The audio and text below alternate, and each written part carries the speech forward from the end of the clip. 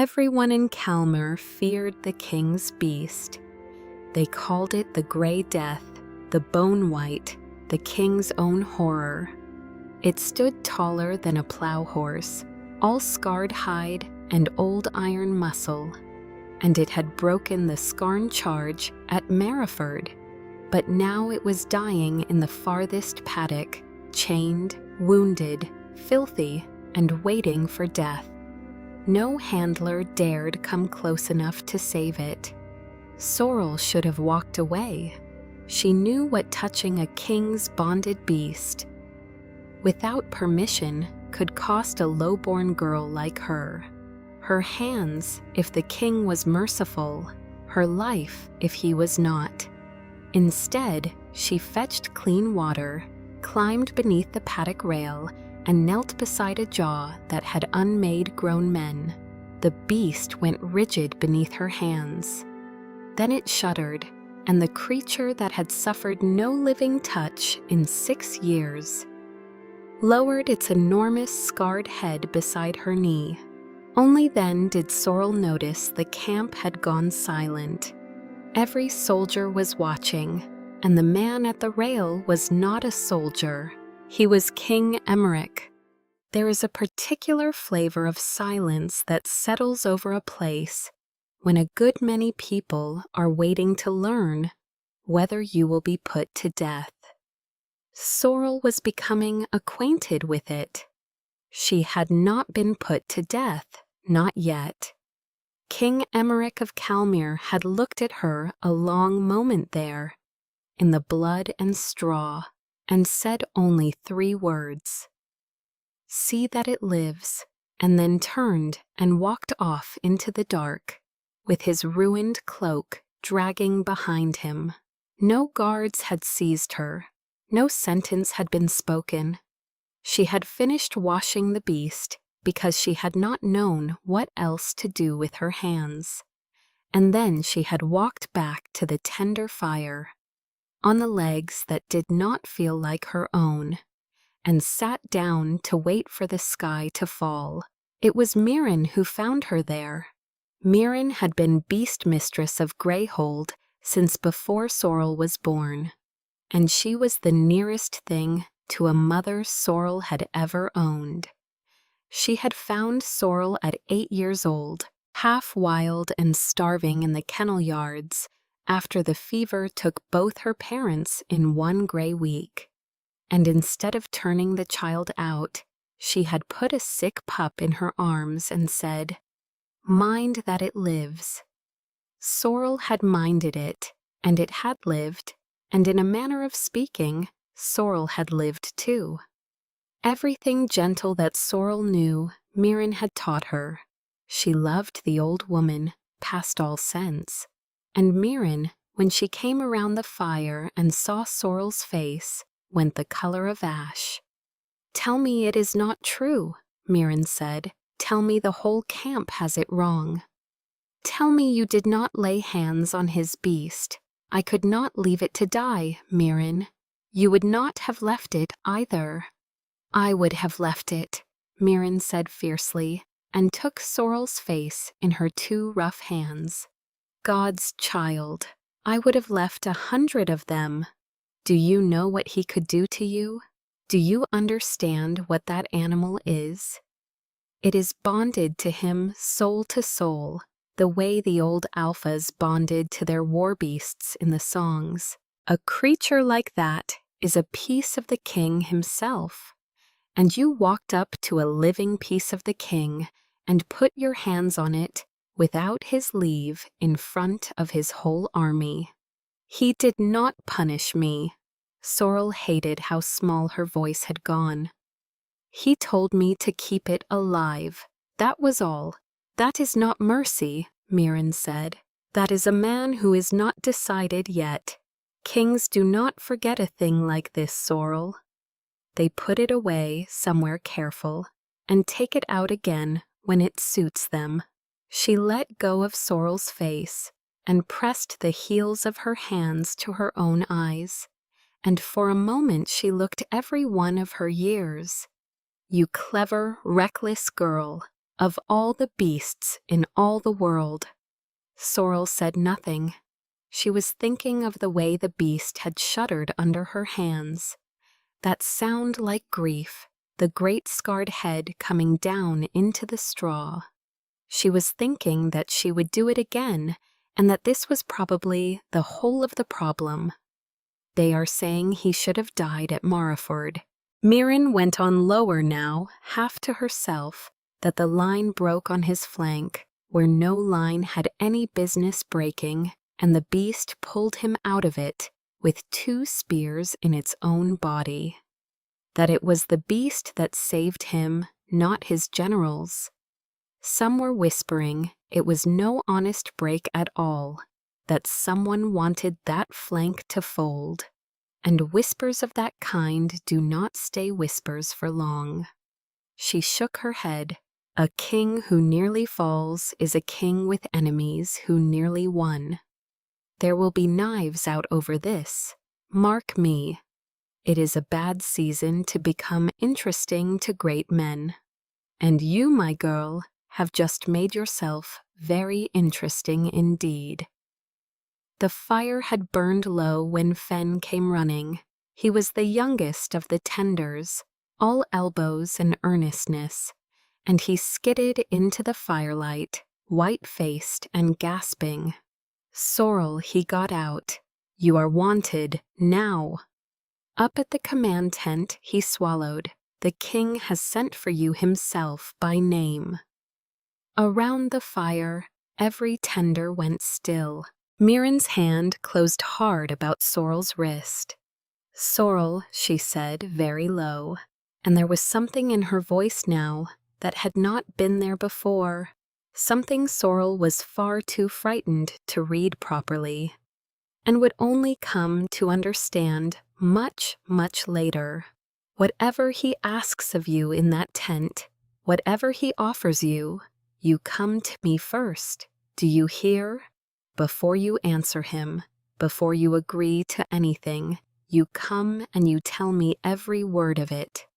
But Sorrel was already on her feet, and her heart was slamming, and the whole camp seemed to be watching her walk toward the one tent in the world she least wished to enter. She did not look back. Long afterward, when she tried to trace the exact moment she had begun keeping things from the old woman who had raised her, she would land on this one and be wrong about it. The command tent was plainer than Sorrel had imagined. A soldier's tent, with maps weighted flat by daggers and a cot that had not been slept in. 2 silent guards brought her in without laying a hand on her, which was somehow worse than being dragged, and left her in the lamplight. And there he was, cleaned of the blood. He was still no court beauty, and it made no difference at all. In the paddock, drunk on her own daring, she had taken him for a common soldier. Now, with nowhere to look but at him, she felt the truth of him, the way her wolf felt weather coming on. The air pulled tight around a true alpha, and every instinct she owned came to attention beneath her skin. He could not have counted more than 27 years, and yet there was a stillness to him, the unhurried certainty of a man who had never once needed to raise his voice to be obeyed. She dropped to her knee, fixed her eyes on the floor, and waited to learn the price. "Stand up," the king said. "I cannot talk to the top of a person's head." She stood. "Your name?" "Sorrel, your grace." "Sorrel." He turned the word over, as though testing whether it would hold weight. "I have paid 6 of the finest beastmasters in Calmer, a great deal of good coin across 6 years. Not one of them has done what you did tonight with a bucket and a rag. I am sorry, your grace. I had no leave. I will take whatever discipline is owed. Only I would ask that it not fall on the beast mistress. She knew nothing of it. It was mine to answer for." Something flickered over his face, there and then gone. Discipline, suawas. Discipline, he repeated, and the corner of his mouth curved, and Sorrel realized with a lurch that the king of Calmere was, of all impossible things, amused. You knelt in the muck beside a creature that has faced down better men than either of us.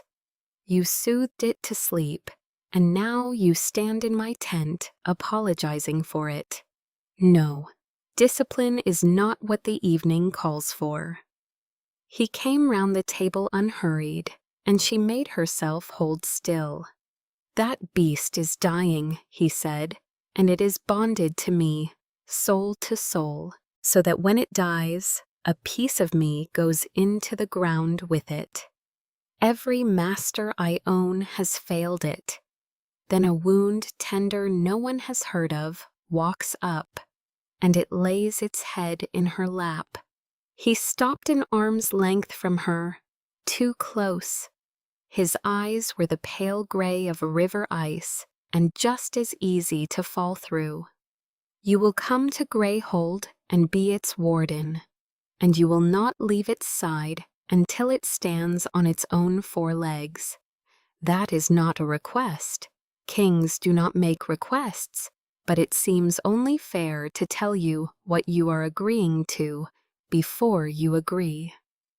Sorrel's mouth had gone dry, and if I cannot save it, then we shall both be very sorry, he said pleasantly. But that will not be the trouble. The trouble will be something else. What trouble, your grace? He smiled, and it did not reach the ice of his eyes at all. The court will want to know why my untouchable beast let a nameless girl bathe it. Wolves are superstitious creatures. They will call it an omen, the beast choosing a keeper. And after Moreford, a king who nearly lost his war could use the gods appearing to stand at his shoulder. So we let them believe it. You will be the girl the king's own horror chose. It is a better story than the truth, which is only that you are kind and brave and entirely without sense. And there it was, laid plain. How to refuse a king was death, or the slower death of exile. To agree was to be torn out of her small, safe, unnoticed life, and set down at the center of a court that would despise her, chained to a dying monster, and to a man who wore his charm the way a blade wears a sheath over something sharp. Why do I feel, she said slowly, before she could think better of it, that keeping your beast breathing is not the whole of what you want from me? The amusement went out of him all at once, the way a lamp goes out when it is pinched. For one bare moment, something else looked out from behind the river ice, something tired and watchful, and far older than 27 years. Because you are clever, he said quietly. I did warn myself about that. Then, before she could ask what he meant, he raised his voice toward the tent flap. Bring it in gently. Let the warden meet her charge. The flap drew back, and they brought in the beast. It came slow and 3-legged and terrible, leaning its vast wounded weight on 2 handlers who held their ropes loose and their faces bloodless. The moment it saw Sorrel, the awful tension went out of it, and it swung its great scarred head toward her and huffed a breath that stirred her hair, and she set her hand on its muzzle without thinking. Behind her, the king let out a slow breath of his own, and then Mirren stepped through the flap. She had come after her all the way. She always came for Sorrel, wringing her hands, her kind creased face full of worry, her mouth already opening to plead the girl's case. The beast went still. Every hair along its ruined spine rose at once. Its lips peeled back from teeth the length of Sorrel's fingers, and a sound came out of it that was nothing like the grief of the paddock. A low, flat, murderous hum with no bottom to it. It lunged against the ropes so hard that both handlers were hauled a full stride across the floor, its whole straining body aimed at the old woman in the doorway. "Down," Sorrel gasped, both hands on it now, throwing her weight against a creature that outweighed her 10 times over. "Down, it is only Mirren. Down," and slowly for her alone, it subsided, still shaking, still fixed on the doorway with those yellow eyes.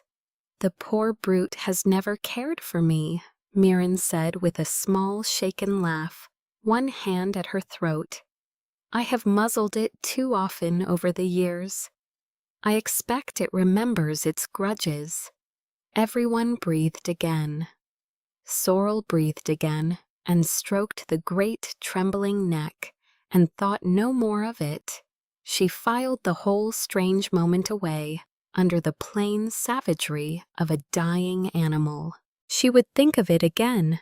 She would think of it many times through the long cold season coming, and wish to every god she had prayed to that she had understood right then exactly what her beast had been trying so hard to tell her. Greyhold was a great grey fist of a fortress, crouched on the northern cliffs older than the kingdom it ruled, its walls the color of a winter sky, and its gates tall enough to swallow a war-band whole.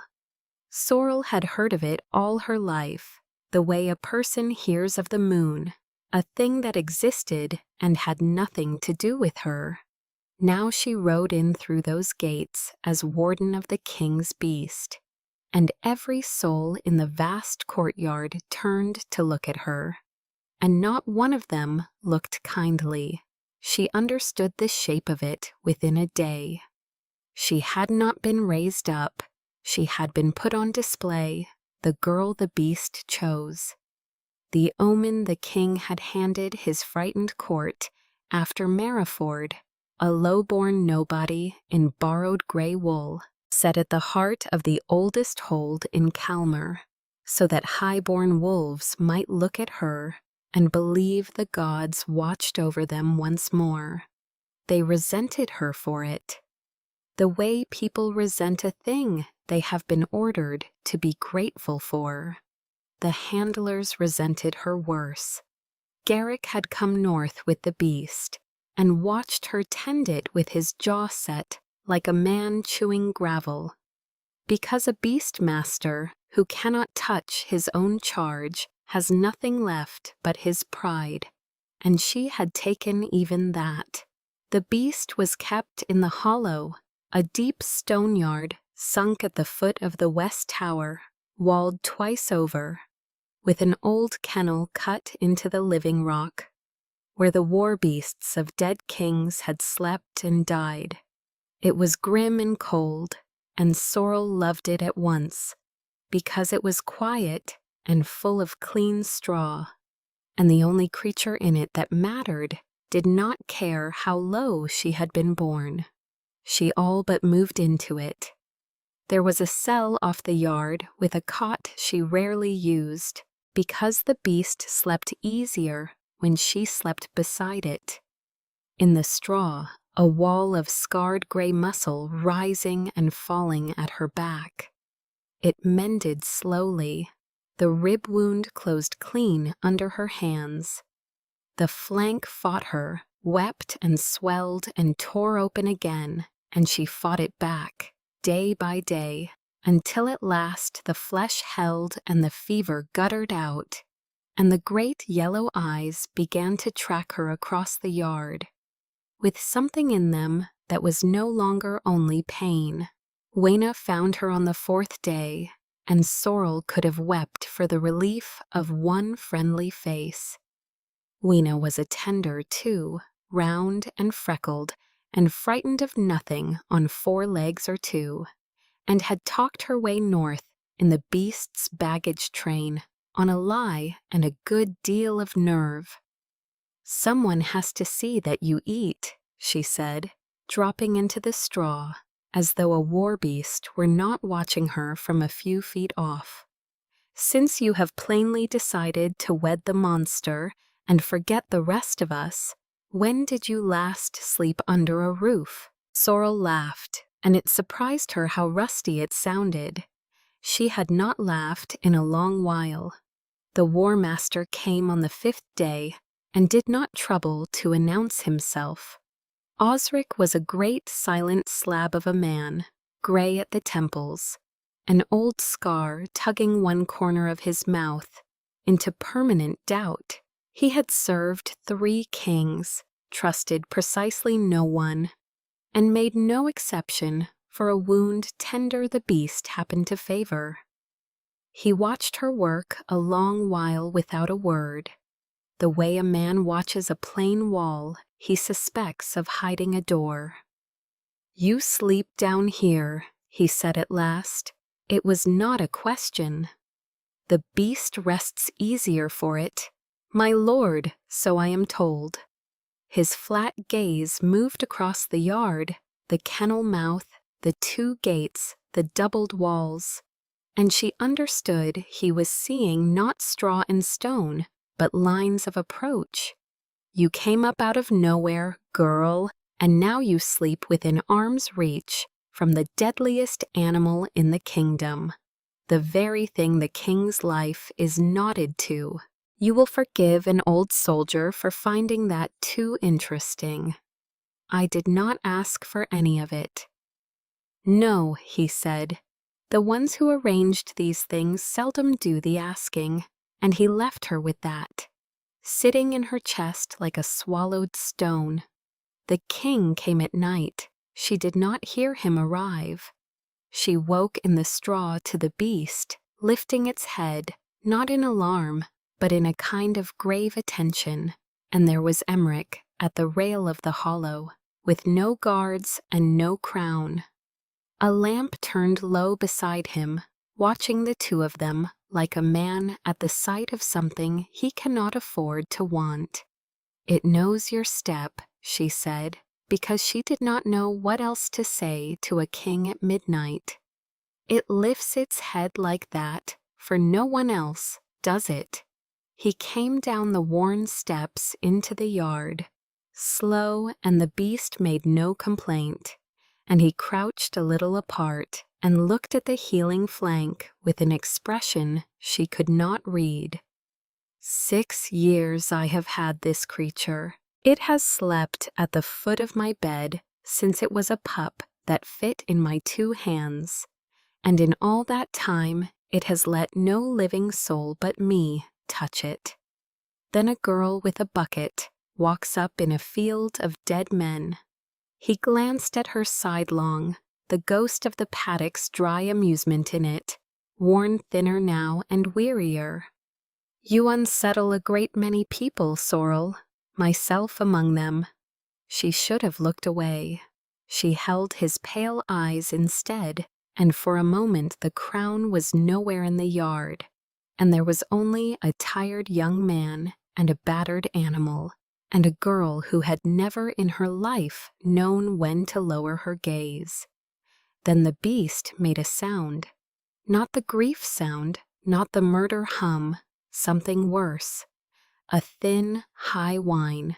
She had never heard from it, and it heaved up off the straw and staggered, its legs folding wrong beneath it, its breath coming in ragged heaves. In the same instant, across the yard, the king went gray to the mouth and caught the rail with both hands, as though the ground had pitched under him. "Emmerich!" She was on her feet. She did not notice she had used his name. "What is happening to it?" he said thickly. "I can feel it. I can feel it going." But Sorrel was already on her knees at the great head, her hands buried in its rough fur, and she smelled it then under the straw and the old blood, the faint sweet stink of bitter almond on its breath, and rising off the fouled water in its trough, poison. Someone had come into the hollow, past her, past the doubled walls, past the War Master's careful lines of approach, and put death in the water of the one creature in the kingdom the king could not live without. And they had done it this night, the single night the king had come down alone. To stand at its rail, which meant either the foulest luck in the world or something that was not luck at all. What followed was the longest night of Sorrel's life, and she spent nearly all of it with her arms around a dying monster. She knew almond poison.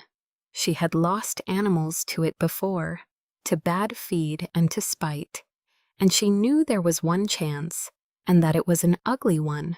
She forced the beast's great jaws apart and drove her fingers down its throat and made it bring up the fouled water again and again while it thrashed, its claws laying long scratches down her forearms that she would not feel until morning. She called for charcoal and clean water and the bitter purging root she carried in her kit.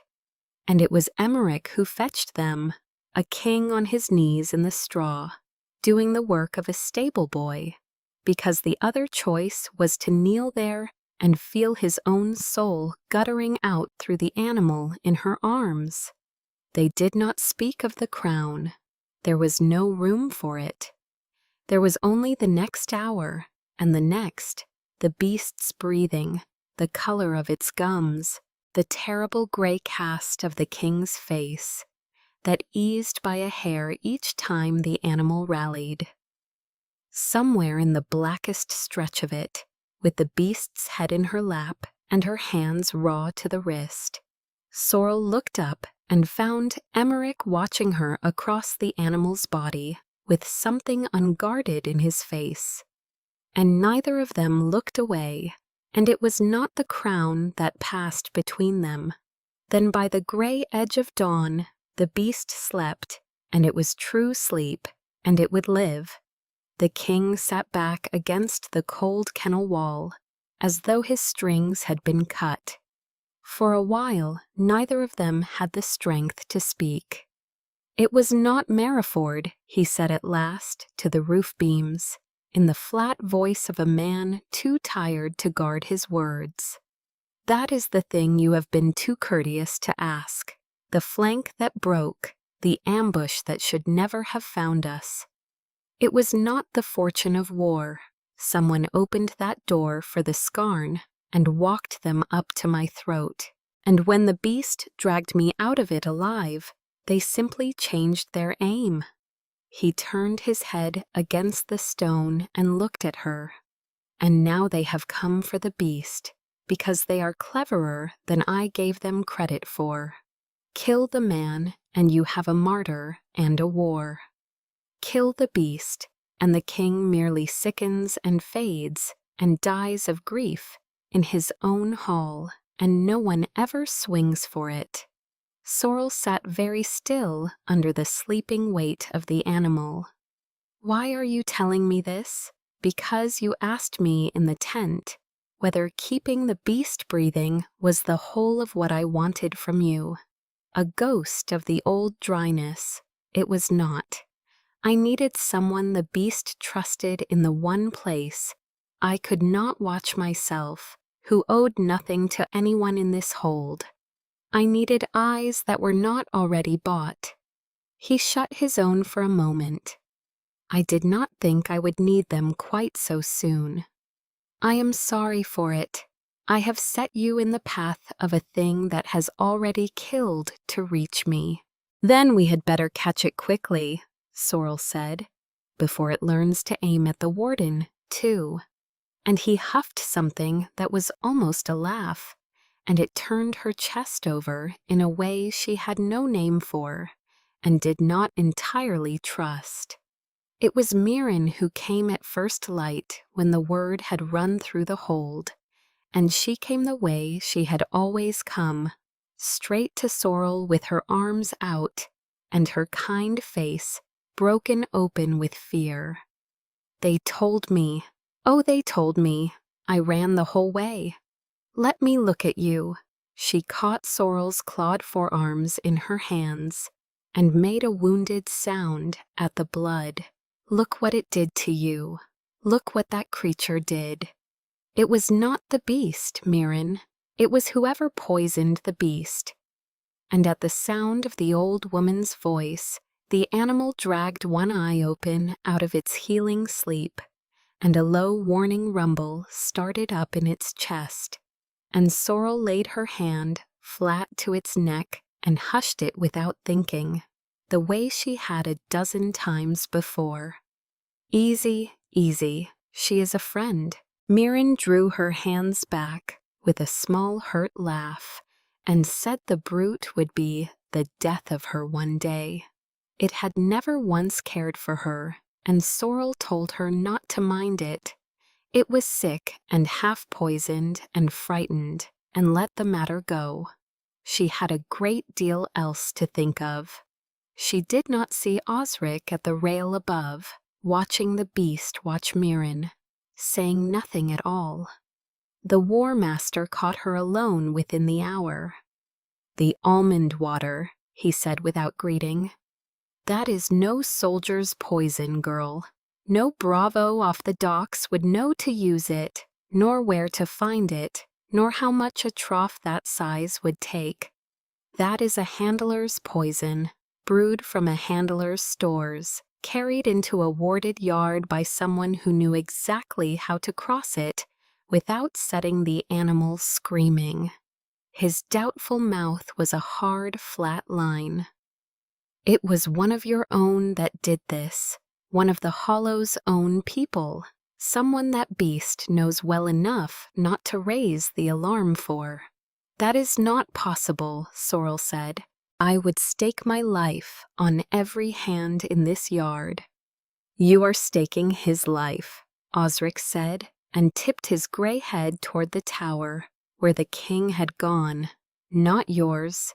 And far below in the straw, quiet now, the beast lay with its yellow eyes open, fixed without a blink on the steps where Mirren had climbed away.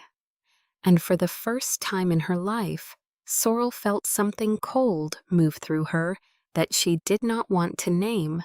So she named it nothing and turned away and told herself it was only the long night talking. The beast mended after that as though it had made up its mind, and the season turned along with it. Autumn came down hard off the northern sea and packed the hollow full of cold, and Sorrel learned the shape of her strange new life.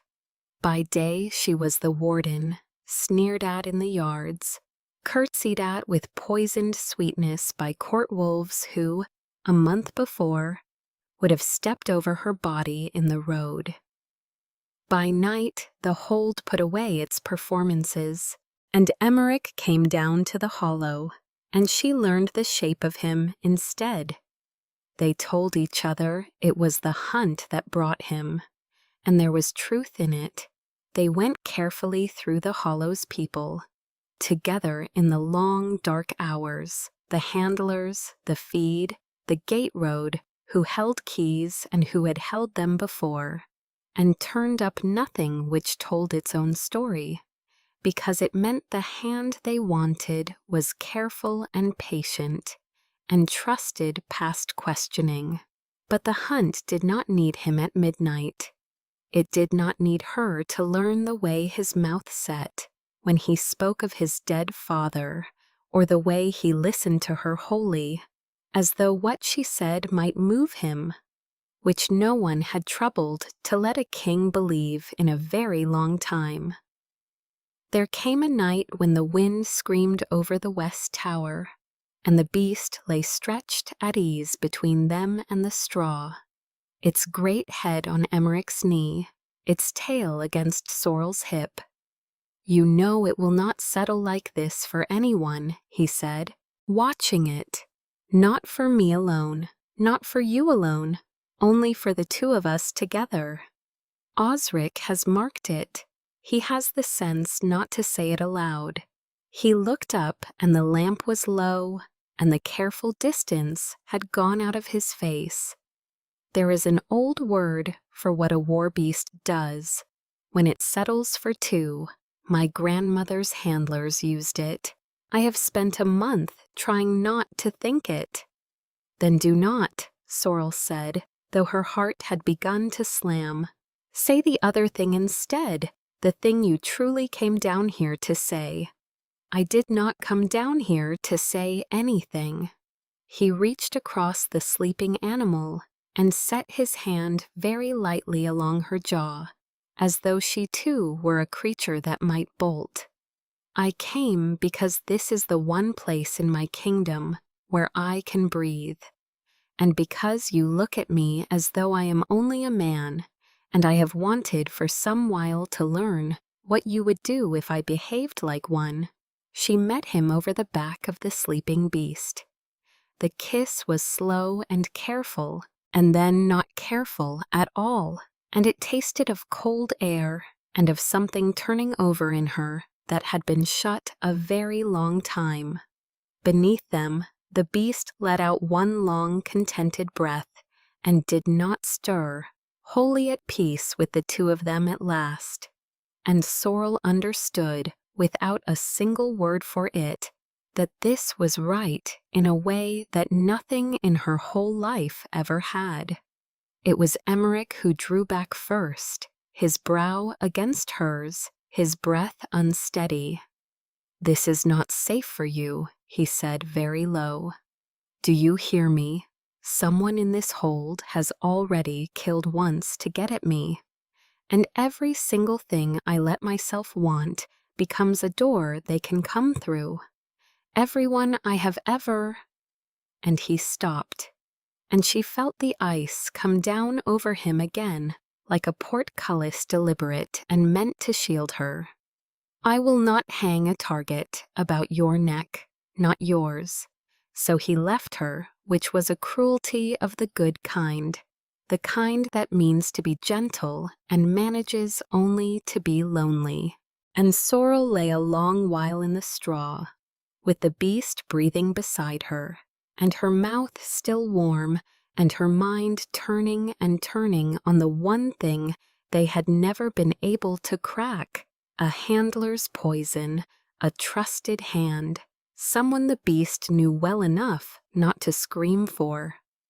She had told the king she would stake her life on every hand in the yard, and she had meant it. She had simply never thought to look higher than the yard, at the one soul in Greyhold who held keys to every store and every gate, who had 30 years of the beast's grudging tolerance, the one soul the animal had growled at from the first night and every night since. The one Sorrel had hushed it away from a dozen times over without ever once stopping to ask why it would not let the matter go. She was up and moving before she had let herself finish the thought. The old still room beneath the kennels was Mirren's, and had been for 30 years, and Sorrel had every right to be in it, and had never before needed one. She lit no lamp. She knew the room the way she knew her own 2 hand had ground 100 poultices at its bench as a girl with Mirren humming at her back. The purging roots hung where they had always hung. The stores stood in their patient rows, and low against the far wall where the stone met the floor. One block she had leaned upon 10,000 times, sat a finger's breadth proud of its fellows. It lifted out clean, the way a thing lifts when it has been lifted many times. In the hollow beneath lay a soldier's oilcloth roll, and folded within it a stoppered vial of clear liquid that stank even sealed of bitter almond, and a square of grey cloth stitched with a mountain sigil. Sorrel had last seen on the shields of dead men at Mariford, and a slip of paper covered in a small neat hand that was no cipher at all, or a tatum, that named a night and a gate and a price, and was signed with a single letter she knew as surely as her own name, because she had watched that same hand write out feed lists and fever charts and her own indenture papers across the whole of her remembered life. Sorrel knelt on the cold floor, with the proof of it shaking in her 2 hands, and could not make the world hold still. And behind her, out of the dark of the doorway, in the voice that had sung her to sleep as an orphan child, the voice she had loved better than any other in the world, Mirren said very gently, "Oh, my girl, I did tell you to come to me first." Sorrel did not turn.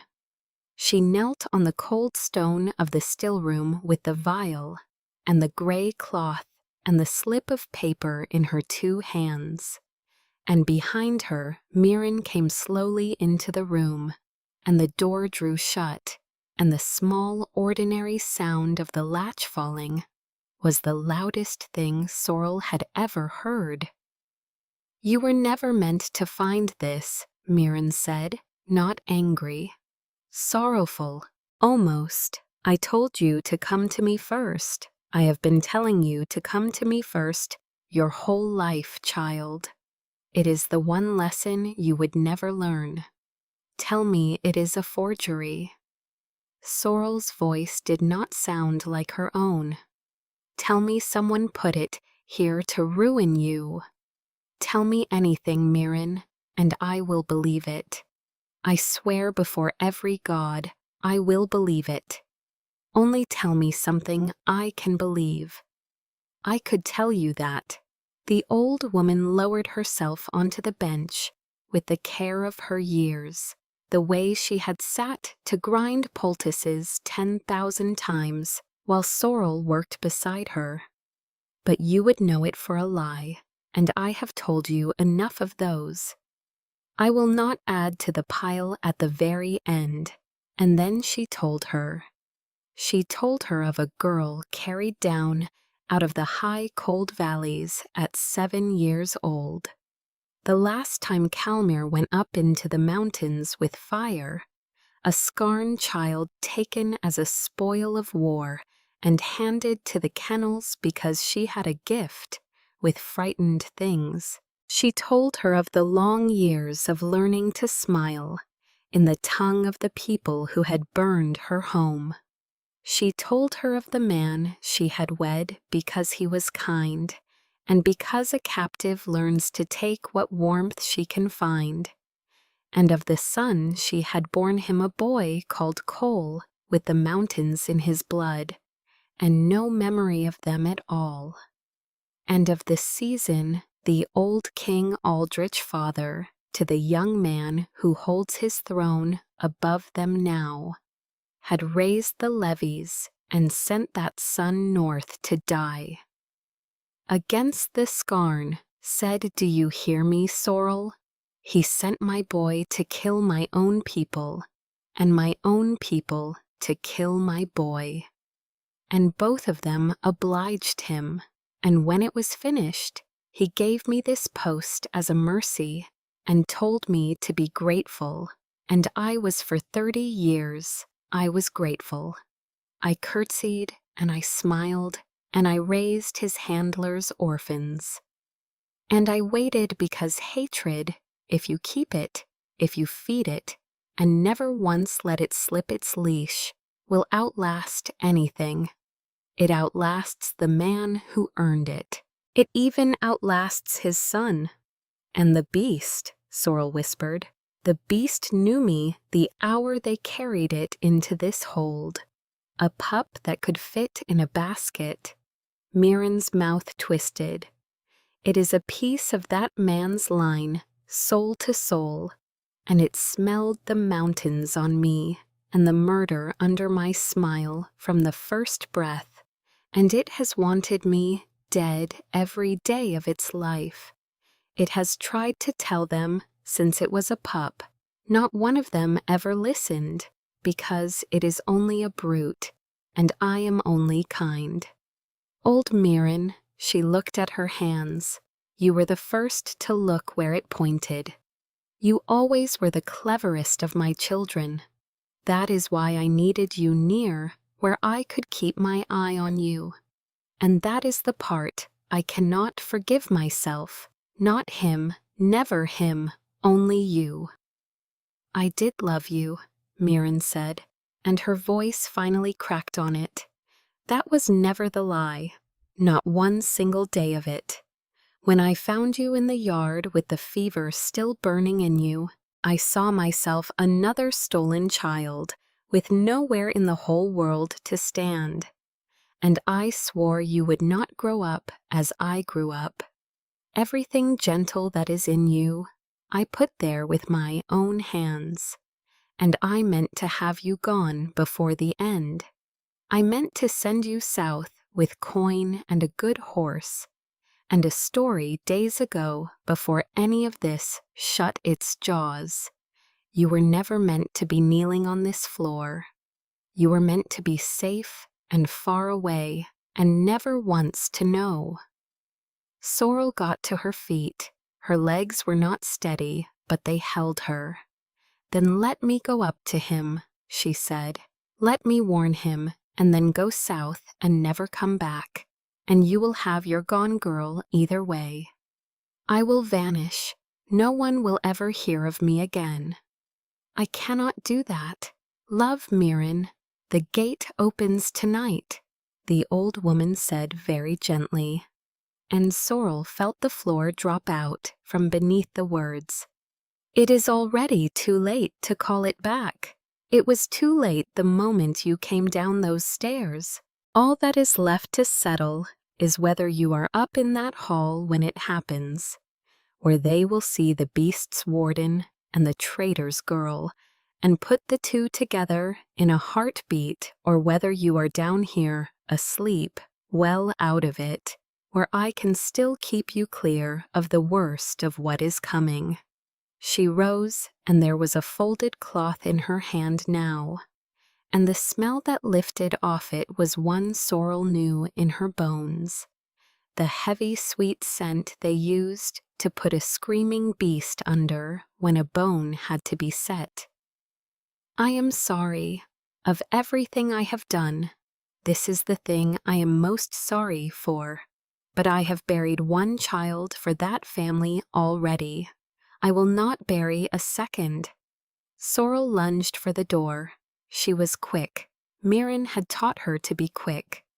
But Mirren had also taught her every last thing she knew about how to bring down a creature stronger than yourself, without leaving so much as a mark on it.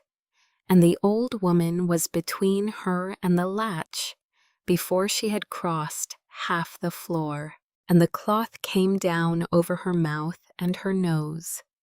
And the last thing Sorrel saw as the room tilted and the sweet dark came rushing up to take her was the slip of paper lying open on the stones, and the date written across it in that neat, familiar, beloved hand, and the understanding arriving far too late. The way understanding always arrived too late with her, that the date on the paper was tonight, and that she could not move, and that no sound she made down here would ever climb those stairs in time. Sorrel woke to bells and to Weena's face, and to the taste of the drug, still thick and sweet at the back of her throat. Gods, gods, you are alive! Get up! You have to get up! Weena was hauling at her arms, weeping wild with fear. They are saying it was you. Sorrel, listen to me. The whole hold is saying it was you. The night had come apart while she lay senseless in the dark. She pieced it together as they ran out of Weena's sobbing, and out of the smoke, and out of the shapes the guards were carrying down from the east range under sheets. A little after midnight, the postern gate had opened from the inside, exactly as the slip of paper had promised, and gray figures had come up out of the dark, with mountain steel and gone straight for the royal tower, as though they carried a map of it.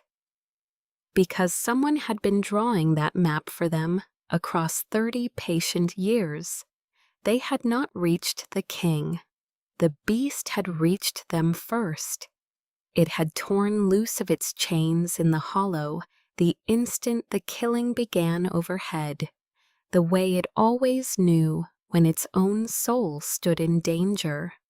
And it had come up through Greyhold like the grey death of the old songs, and met the scarn on the tower stair and broken them, and taken a blade meant for Emmerich's shoulder in the doing. The king lived. He lived because the beast had bled for him a second time. He was wounded and shut behind 3 deep rings of Osric's steel. And in the terror and the smoke and the confusion, one clear, grieving voice had risen over all of it, and handed the frightened hold a throat to put its knife to. Mirren's voice, she had done it beautifully. Sorrel could grant her that even then, even with her heart in pieces on the stones. Who else could it be but the warden, the low-born girl come out of nowhere, who had wormed her way close to the beast, and the king both, who slept in the very yard the assassin's monster had come from, who had been found by poor, grieving Mirren's own tearful account. Missing from her post, the whole of the night the gate was opened. A cache of almond poison and mountain cloth had been discovered. Mirren wept in the warden's own cell. And gods forgive her. Gods forgive a foolish old woman who had loved the girl as a daughter, and been paid back with a blade at the kingdom's throat. It held together. It held together perfectly because it had been built. Piece by patient piece, by the one soul in all of Greyhold. No one alive would ever think to doubt. "They are coming for you," Wenna sobbed. "Osric's men. They have already dragged poor Fen off for questioning. Only because he carried your meals. There is a laundry gate. Sorrel, I will show you. You have to run." "No." She was surprised how level it came out. Something had gone very quiet and very cold in her down under the grief. In the place her hands lived, the place that never shook when the rest of her did. If I run, then I am what she says I am forever. And she gets to weep over me prettily in front of the whole hall, and walk away clean. No, then what do we do?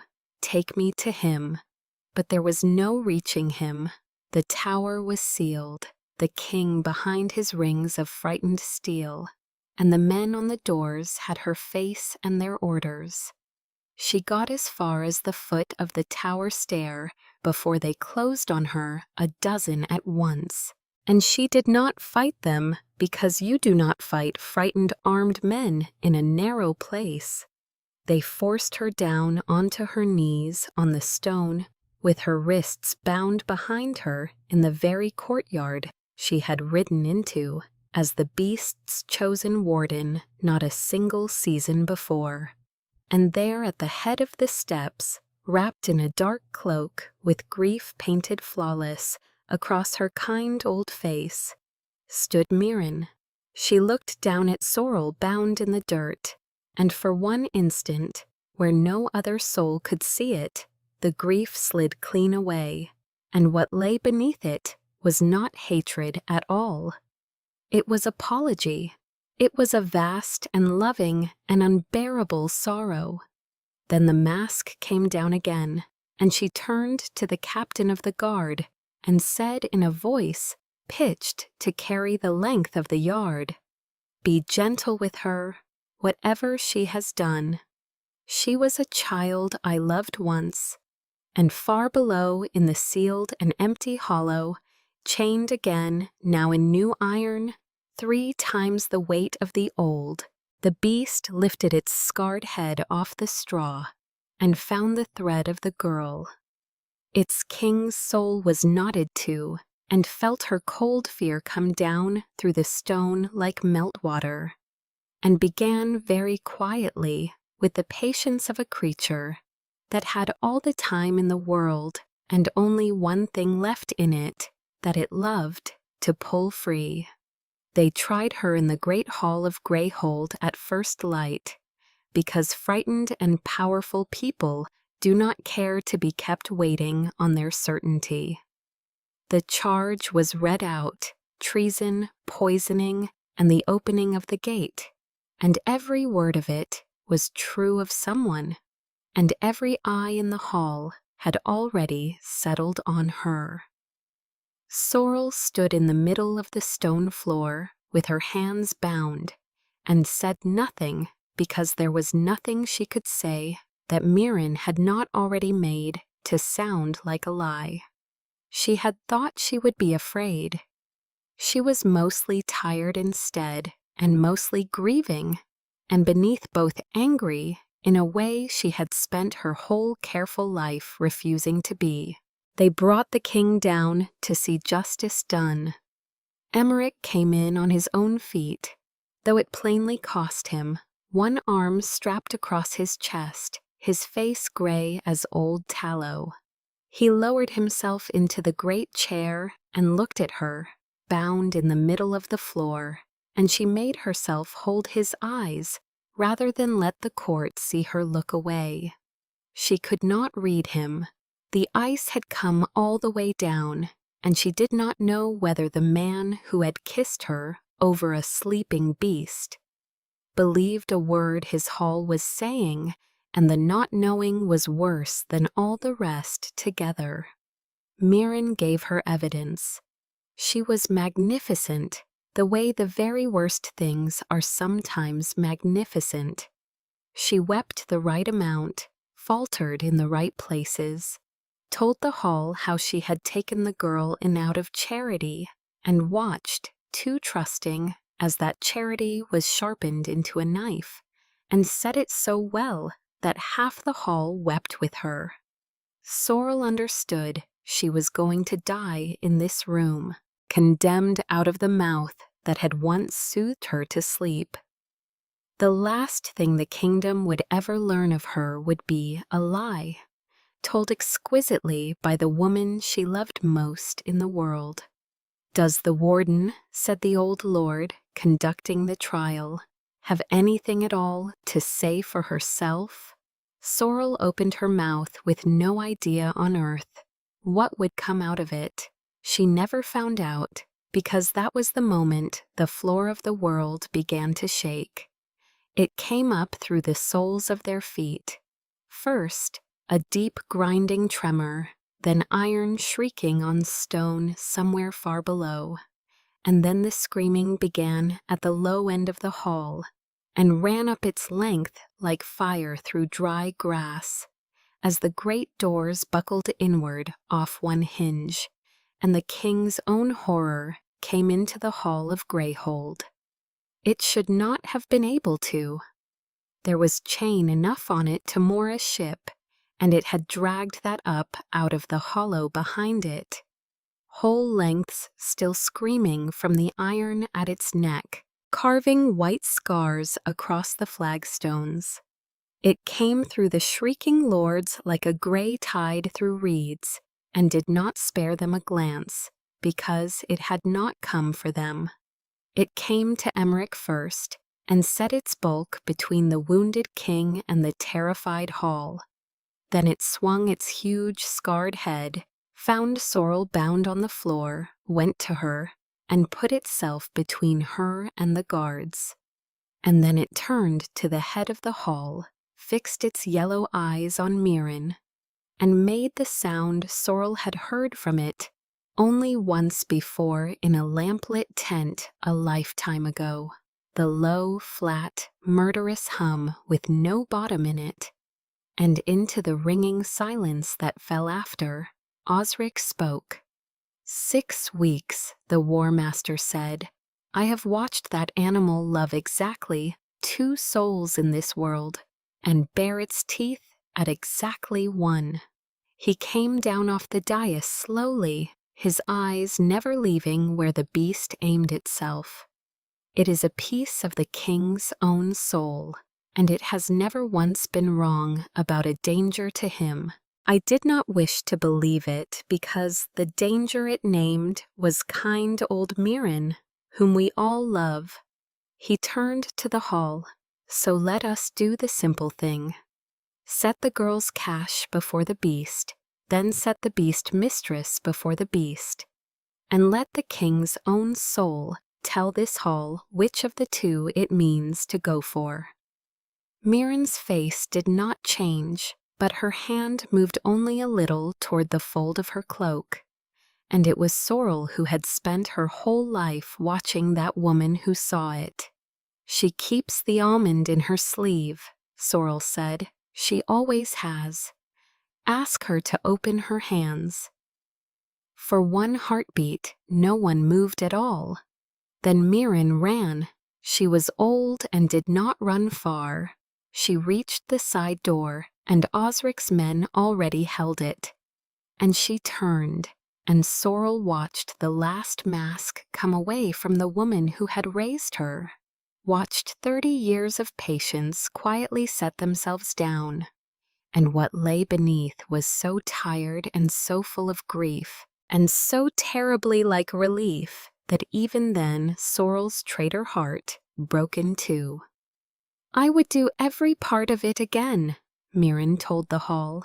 Quite calm now, quite clear. He sent my son to die and told me to be grateful. I have been grateful for 30 years. I am finished being grateful. Her eyes came to rest on Sorrel and softened only for her. Not you. You were the one good thing I ever made. Remember that I told you the truth of that here at the end. When they spend the rest of your life swearing, I never once told the truth about anything. They took her then, and she did not resist. The scarn beyond the walls were already broken, and it was over, all of it. The long, patient murder of a royal house, undone in a single gray dawn by the one creature that had seen it coming from the first hour. It was Emmerich who cut her bonds himself, kneeling in front of the entire hall to do it, which was a thing no soul in that room had ever seen a king do. You knew, Sorrel said, low, for the two of them alone, as the cords fell from her wrists, why the beast chose me. You have known for weeks. You would not say the word. I did not want it to be one more thing that happened to you without your leave, he said. You have had a lifetime of those, the omen, the warden, and now this. He looked at her, and the ice was gone, all of it, and what lay under it was fear, which she had never once seen in him. A war beast settles for two people only, its bonded king and its bonded king's mate. It knew you in a field of dead men before either of us did. That is the truth this court will have of me now, whether I will it or not. So I am asking you to be the last one to decide it. Not the beast, not the bond, not me. Stay, Sorrel, not as warden, not as anyone's omen. Stay because you choose to. And I will spend my whole reign making certain no one ever again settles a single thing about your life but you. And there it was, the one question in all the world. She had no answer ready. The hall was watching. The beast was watching, its great head at her side, spent and breathing hard. Somewhere below, a woman she loved was being led into the dark to die. And Sorrel, who had been named so many things by so many people in so short a span, the omen, the warden, the traitor, and now, God's help her, the mate, found she could not be named one more thing. in front of one more crowd. Not even a thing she might in her heart have wanted. No, she said, not to him, but to all of it. To the hall, to the crown, to the watching eyes, to one more grand tale told about her in place of by her. Not here, she said quieter to Emmerich alone, and watched him understand it, and watched it cost him. Not like this. I have been chosen enough for one lifetime. If I ever say yes to you, it will not be with your whole court looking on and my mother's cell warm below us. It will be because I walked back in through your gates on my own 2 feet and decided it, and I do not yet know whether I will. They did not stop her at any gate. That was Emmerich's doing, though he never once said so, and she never thanked him for it. A king who had just told the full hall that the woman before them was his own fated mate could have kept her inside Greyhold with a single word. And instead, he passed the quiet order to every gate that the warden went where she willed and answered to no one. And then he left her wholly alone, which was the one gift she would have taken from him in those first gray days. And somehow he had known it. She went down to the cells before she went anywhere else. Mirren was to be put to death at the turn of the moon. There was no mercy possible in law for what she had done. And Sorrel did not beg for any, and Mirren did not want it. They sat with the bars between them, the way they had sat across a poultice bench 10,000 times. And for a long while neither of them found a single thing to say.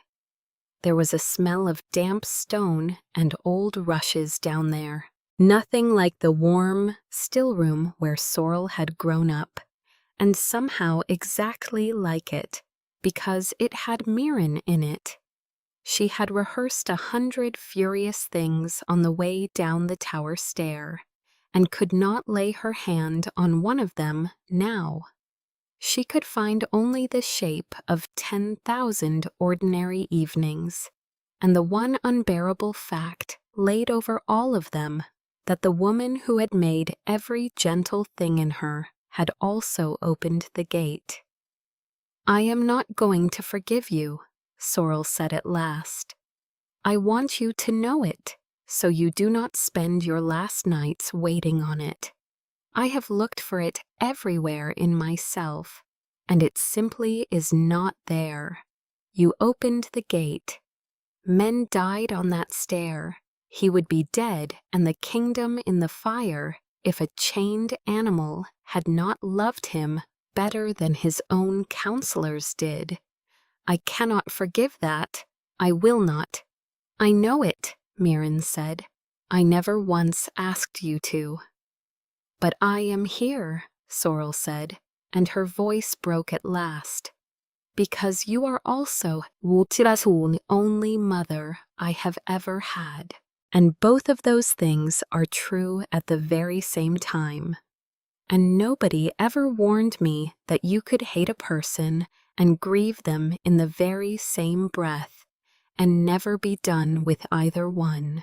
She pressed her forehead to the cold iron. "You ruined it. You ruined the whole of what we were, and you did it on purpose, knowing I am still going to weep when they take you. And I hate you for making that true as well." Mirren reached through the bars and laid her rough old hand along Sorrel's wet cheek, one last time the way she had the night the whole thing began, and Sorrel let her. "Good," Mirren whispered, "weep for me, and then live a long, long time, and be nobody's chosen anything. And let that be the shape of how I lose. There is no revenge on this earth half so clean as you, walking free out of here and deciding your own life. And when you are very old and it has stopped hurting so much, find one true thing to say about me. If there is one left worth the telling, that will be more than I have earned, and it will be enough." So Sorrel went. She did not say goodbye to the king. She could not have trusted her own mouth if she had stood in front of him. She said her goodbyes to Weena, who wept and swore and packed her a bag far too heavy to carry, and to Fen let go from his questioning and gone white with the relief of it. And she went down into the hollow one last time in the gray before dawn, and sat with the beast, the great scarred creature that had come up through a whole fortress in chains to stand between her and the world. And she took its enormous head in her two hands and pressed her face into the rough fur between its eyes. "You were right about her," she told it, "the whole time. You were the only one of us who was right, and no one would listen, and I am sorry for it." It made a low sound, not the grief and not the murder, something else, something she had not heard from it before, almost a question. "I have to go," she said. "I have to go and find out who I am when nobody has decided it for me. Not the court, not him, not even you." She kissed the gray brow. "Keep him breathing until I come back. If I come back." The beast leaned its whole ruined weight into her. Then, slow and heavy, the way it had that very first night in the paddock, when it decided to live, and for a moment she nearly did not go at all. And Sorrel walked out through the gates of Greyhold alone, into the first hard snow of the long, cold season, and behind her in the empty yard, the king's own horror threw back its head and howled once, a sound that stopped every soul in the fortress where they stood, and then went silent. The winter was long, exactly as the voice telling you this story warned right there at the very beginning that it would be. Sorrel took work 3 valleys south, in a market town, where not one soul had ever heard of the girl the beast chose, under a name that was almost her own, tending the horses and hounds of people who paid her honest coin and never once curtsied or sneered. It was good work and quiet. For the first time in all her remembered life, she was entirely unremarkable, and she had always believed that was the one thing she wanted, and she discovered slowly and with no small irritation that she had been wrong about it. Word travels north to south the way it always does in the mouths of traitors. She heard that the traitor beast mistress of Greyhold had gone to her death when the moon turned without a word, and Sorrel walked out into the white hills that day and did not come home until dark. And Weena, who had flatly refused to be left behind and had taken the next cottage over, did not ask her where she had been. She grieved the way she did everything quietly. With her hands kept busy, she set the leg of a carter's lurcher and did not weep. She sat up 3 nights with a foundering mare and did not weep. And then one gray afternoon, a small girl brought her a half-drowned kitten, cuffed in a cap. Certain the horsewoman could mend anything, and she could not. And she wept then for the better part of an hour, over a scrap of a thing that had nothing to do with Mirren at all, which was, she supposed, the only way grief ever cared to be paid. Late, sideways, and for the wrong small reason. She heard other things, too. She heard that the young king of Calmer had changed, that he had turned his father's oldest counselors out on their ears, and pardoned the boy Fen, and pensioned poor, trembling Garrick, and filled his hall instead with plain people who told him the truth to his face, that he had taken no wife, though half the great houses of the north had flung their daughters at a suddenly unmarried king. That he ruled, they said, like a man quietly working off a debt. Fen himself came south once on an errand he had plainly invented out of whole cloth and sat in her small kitchen, turning his cap in his hands and telling her all the news she had not asked for, that the great hall served plainer meals now, that no one at Greyhold said the old beast mistress's name aloud any more, and yet her still-room stood exactly as she had left it, the roots still hanging because the king had forbidden a single soul to clear it out. He did not say why. Fen told her, mystified, and Sorrel, who knew precisely why, said nothing at all, and gave the boy a hot dinner and sent him home before dark. And once, only once, a letter found its way to her. That was the first thing she saw, and the thing that undid her entirely. A king may command, and this king had every right in law and in the old bond both to command her home. And instead, the letter asked her for nothing at all. It told her plainly, in a hand she had watched write out battle orders, that the beast was not eating, that it had not settled since the gates shut behind her, that it lay in the hollow with its head turned toward the south road, and would take food from no living hand, and that his physicians feared for it, and that he was telling her this not to drag her back to Greyhold on a leash of guilt, which he knew full well he could. But because she had once made him swear never again to decide a thing about her life, without her leave, she had a right to know it. What she did with the knowing was hers and hers only, and would stay that way, he wrote, for as long as it took, if it took the rest of both their lives. He did not sign it with a crown, he signed it with his name. Sorrel read it 4 times over, sitting on the step of a stranger's cottage in a valley her mother's people had once put to the torch, and then she folded it very carefully and tucked it inside her shirt against her heart, and sat a long while in the thin spring light. "You are going back," Weena said from the next step down. It was not a question. Weena had given up asking questions she already knew the answers to.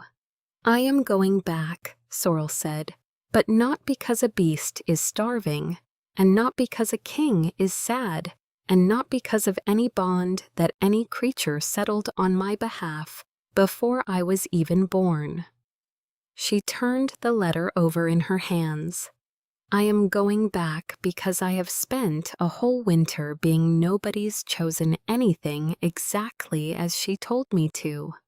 And it turns out that when not one soul in the world is deciding my life for me, when the whole of it is finally only mine to spend, the thing I decide entirely on my own, with nothing in the wide world tugging me but my own 2 hands."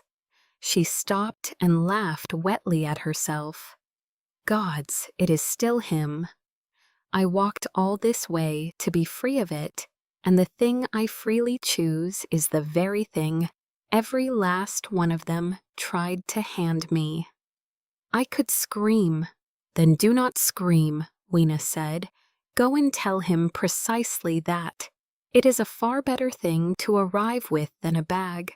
She walked back in through the gates of Greyhold, on her own 2 feet, in the first green of spring, exactly as she had promised the hall a whole winter before, and no one stopped her, because the order had never been lifted.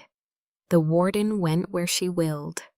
She had left through these gates in the first hard snow, with a howl at her back, not knowing whether she would ever pass them again. She came back through them in green light, with her heart made up, and her hands steady, and the guards, who a season before would have forced her down onto her knees, stood aside instead and bowed their heads. Sorrel did not know what they had been told in her absence, and found she did not much care. She had not come back for them. She went to the hollow first. The beast knew her step on the stair before she had reached the bottom of it, the way it had always known, and it came up off the straw where it had lain these long weeks, wasting, its face turned to the south road. And it was thin, and it was gray at the muzzle in a way it had not been a season ago, and it drove its enormous ruined head into her chest hard enough to stagger her, and made the sound again, the question, and this time she had her answer ready for it. Yes, she told it. I came back. I told you that I would. Now eat something, you great gray fool, before he loses you out of sheer stubbornness. And I have washed you back to life twice over for nothing at all. It ate out of her open hand in great tearing mouthfuls, while she knelt in the straw and wept into its fur, and laughed at herself for the weeping, and above them, unseen at the rail of the hollow, in the exact place he had stood the first night he ever came to her without his crown, King Emmerich watched the girl who had come back on her own 2 feet, feed his dying soul back into the world, and did not dare so much as breathe. She found him at the rail when she climbed up out of the yard, and for a moment neither of them said anything at all. And Sorrel understood, looking at him, that he had made himself untouchable again in her long absence, walled up and guarded and braced for her to have come back only for the beast, ready to let her go a second time, without ever once reaching for the crown or the bond or the animal's grief, to hold her because he had promised. And he was a man who kept the cruel promises as faithfully as the kind ones. He stood there like a thing that had taught itself not to hope. He stood there in truth like the beast in the paddock a year before, the creature that had decided to die alone rather than let one more hand come near it. And Sorrel looked at the untouchable king, walled up inside his own guardedness, and she knew none better in all the world exactly what to do with a creature built like that. She had done it once before, with a bucket and a rag and a great deal more nerve than sense. She had rather less sense now, and a very great deal more to lose. And she found, crossing the cold stone toward him, that it changed nothing at all. She did not wait to be invited. She never once had.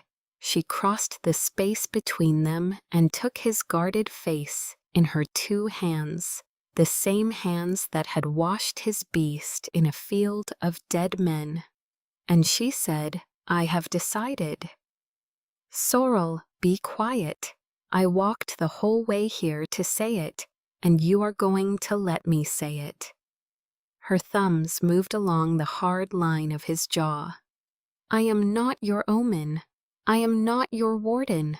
I do not care in the least what the beast knew, or the hour it knew it.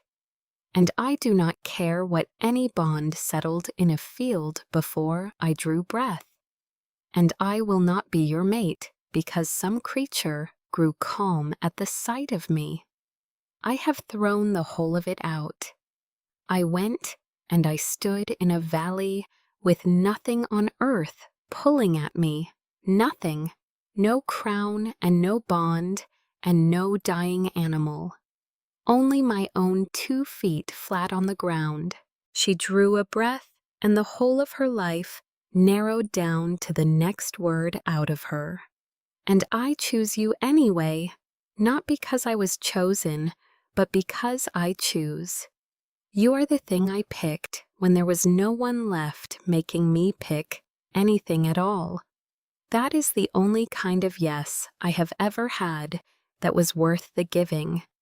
And it is yours, and it is the last one I mean to say to a question this size.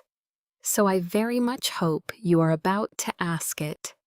Emmerich, who let no one forget anything, who had never once in his life had to ask twice for a single thing, looked at the lowborn girl with her hands framing his face and asked it, not grandly, not for any hall, only the question itself, plain in the cold bright spring air, the way she had made him promise a whole winter ago, that one day, if ever she allowed it, he would. And Sorrel said yes. She felt it land in him the way a held breath finally lets go. Felt the last of the ice leave him all at once. And then his good arm was around her, and her face was in the warm side of his neck, and the cold bright air was suddenly full of the sound of the beast, which had heaved itself up the tower stair after her out of sheer flat refusal to be left behind, and now announced to the whole of Greyhold in a voice that rattled the spring crows up off the battlements that it thoroughly approved. What came after is nobody's business but their own. And the wry voice that has carried you through this whole story has rather better manners than to follow a king and the woman he chose up a tower stair, so it will wait down here in the yard with the beast which has gone back to its supper, and its long gray sleep, and its wholly untroubled conscience.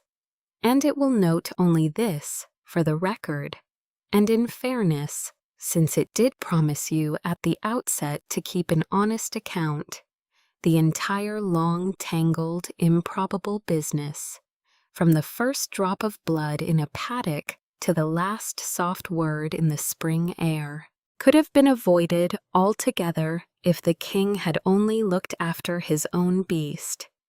But then, of course, he would never have needed her to come and do it for him, and that in the end was the single piece of luck in the whole story that turned out to have been luck after all.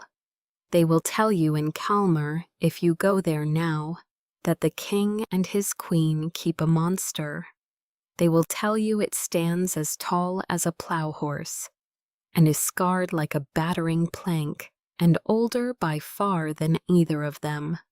They will tell you that it sleeps at the foot of the royal bed, as it did when it was a pup small enough to hold, and that it has, against all sense and all its history, gone gentle in its gray years. They will tell you it lets the royal children ride it about the hollow, shrieking with delight, and that it has bitten no one since the morning it came up through the great hall in its chains and ended a 30-year treason with its teeth. They will tell you the queen was only a wound tender once, lowborn out of nowhere, and that she washed that beast in a field of the dead before she ever knew whose it was, and that this is the reason it loves her. And they will call it an omen and a sign and the doing of the gods themselves. They are wrong about the omen, but they are right that it loves her. And if you asked the queen, she would tell you the one small thing the songs always leave out.